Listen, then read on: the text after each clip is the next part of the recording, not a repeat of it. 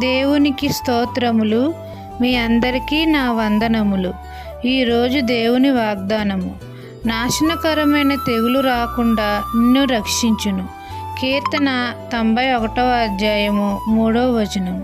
దేవుడు మనలను నాశనకరమైన తెగులు రాకుండా మనల్ని రక్షిస్తానంటున్నారు. ఆయన తన రెక్కలతో మనల్ని కప్పును. ఆయన రెక్కల క్రింద మనకు ఆశ్రయము కలుగును. మనము నమ్ముకొను మన దేవుడు మన సహాయకుడు. వేటగాని ఉరిలో నుండి ఆయన మనల్ని విడిపించును. నాశనకరమైన తెగులు రాకుండా మనల్ని రక్షించును. ఏ తెగులును మన గుడారమును సమీపించదు. మన మార్గములన్నిటిలో మనల్ని కాపాడుటకు ఆయన మనల్ని గూర్చి తన దూతలకు ఆజ్ఞాపించును. ఈ దిన వాగ్దానము నా జీవితంలో నెరవేరాలని కోరుకుంటూ దేవుని సువార్త పరిచర్యలో మీ సహోదరి. ఆమెన్.